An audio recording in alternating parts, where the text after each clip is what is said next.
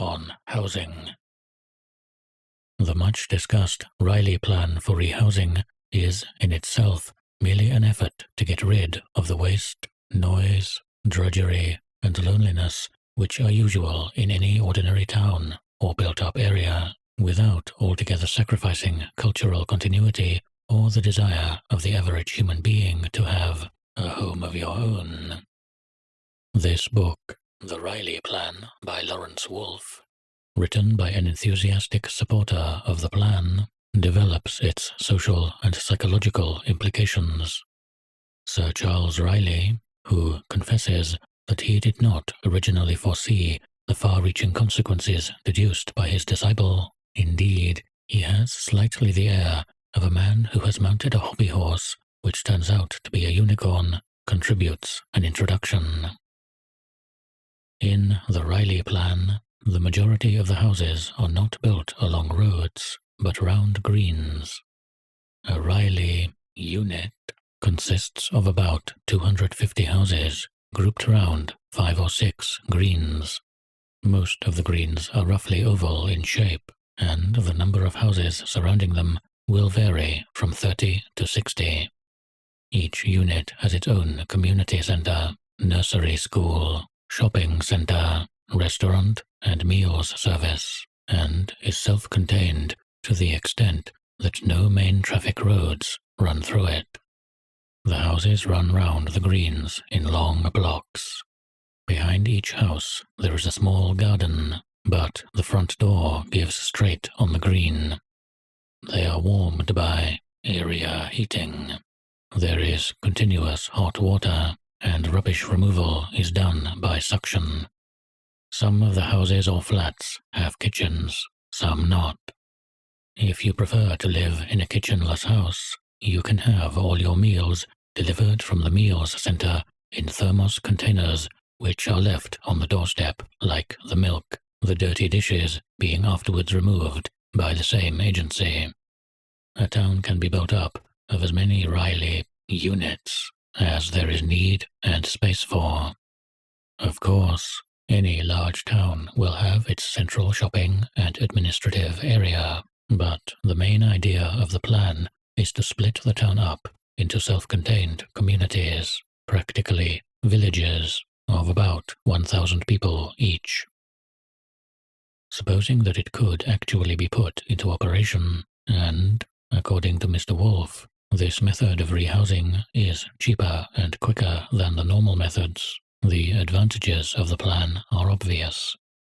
The proper provision of day nurseries near at hand, the area heating, the ability to get cheap meals at the community centre whenever you wanted them, the absence of noise and of anxiety about traffic. With towns so planned, there would be no danger of small children straying onto the motor roads. Would take an immense load of unnecessary work off the housewife. Living round a green would almost certainly promote sociability, and it is an important detail that each of the community centres would only be serving about 1,000 people, all of whom might be expected to know one another by sight. The green spaces, the easily accessible playing fields, the absence of smoke, and the ever-running hot water would make for health and cleanliness, and the children would grow up in the constant society of others of the same age, instead of being alternately nagged and coddled at home. Mr. Wolfe is probably within his rights in claiming that in such communities there would be less drudgery, less disease, less ignorance, earlier marriages, a higher birth rate, less crime, and fewer neuroses than we have at present. And yet,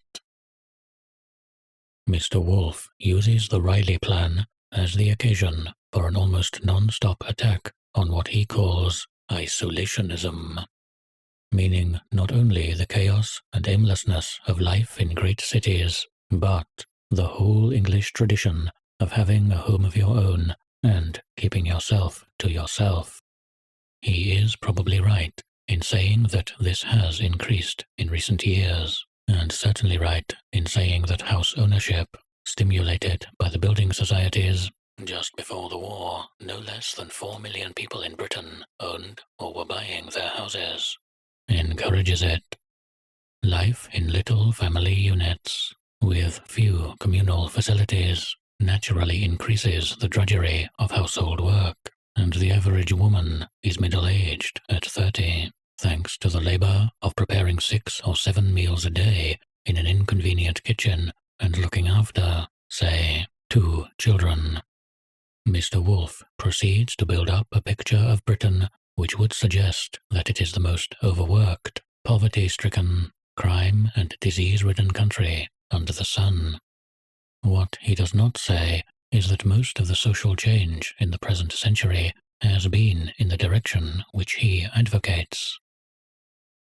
Life in Britain may be more isolationist than it was, but it is also very much more comfortable and less laborious. As against 30 years ago, people are larger and heavier, live longer, work shorter hours, eat more, spend more on amusements, and have household facilities which their parents would have found unimaginable.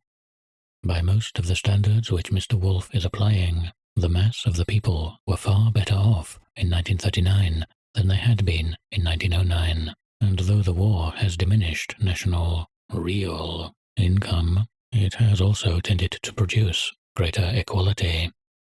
These facts are known to anyone whose memories go back far enough, but they can be checked by figures. A book to study side by side with Mr. Wolfe's is The Condition of the British People, 1911 through 45, by Mark Abrahams, recently published by Gollancz. This shows unmistakably the physical improvement that has taken place.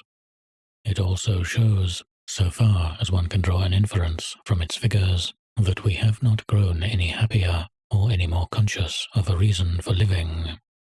The slump in the birth rate, which Mr. Wolfe rightly deplores, has coincided with the rise in material standards. The recent mass observation book, Britain and Her Birth Rate, seems to show that the two phenomena are directly connected. Evidently, what is needed to change the existing trend is the growth of a sense of purpose, and it is not certain that this will happen merely because people are removed from their old-fashioned, isolated homes and resettled in labor-saving colonies where they will lose much of their privacy. Naturally, Mr. Wolfe claims that he has no wish to break up the family, but various of the innovations that he favors would tend to have that effect. He is remarkably enthusiastic about the kitchenless house and the abolition of the muddlesome, costly, and wasteful apparatus of the kitchen. The family that dispenses with its kitchen, he says, has a more attractive and comfortable home. The food is delivered in a thermos container shaped like a medium suitcase, which will keep the contents hot for several hours, even in cold weather, and even if left on the doorstep. When you feel hungry, just open the door, and there the stuff is. It is not stated whether you can choose what meals you will have, but presumably you cannot. You are, of course, using other people's crockery all the time, but it doesn't matter because it is sterilized in between whiles. It is perhaps hardly necessary to dwell on the objections to this kind of thing. What is more to the point is that nearly everyone, including the overworked housewives whom Mr. Wolfe pities, would recoil from such a prospect.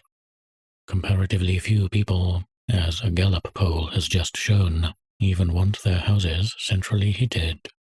Furthermore, for the moment, the main preoccupation is to get houses built and not sacrifice any that are still habitable. Yet, sooner or later, the replanning of whole areas will be possible, and then it will be necessary to decide, once and for all, whether the old style of house and the old manner of arranging houses is to survive. The question has not been properly thrashed out, and people have to fall back on instincts which may be partly perverted. They want to live near their work, but they want to live in houses and not in flats.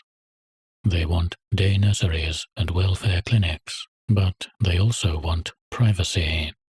They want to save work, but they want to cook their own meals and not eat meals chosen by other people and delivered in thermos containers. A deep instinct warns them not to destroy the family, which, in the modern world, is the sole refuge from the state. But, all the while, the forces of the machine age are slowly destroying the family. So they look on while our culture perishes, and yet, irrationally, cling to such fragments of it as the whitened doorstep and the open fireplace. Even in the Riley plan, a chunk of the old culture, in the form of a church, survives in each unit. And to judge from the sketches in this book, the churches are to be in the Gothic style. A question not asked by Mr. Wolfe, and seldom asked by anybody, is why we are on earth at all, and, leading out of this, what kind of lives we want to live. Yet, till we have an answer to this question, we shall never solve our housing problem, and are merely making it rather more likely that the atom bombs will solve it for us.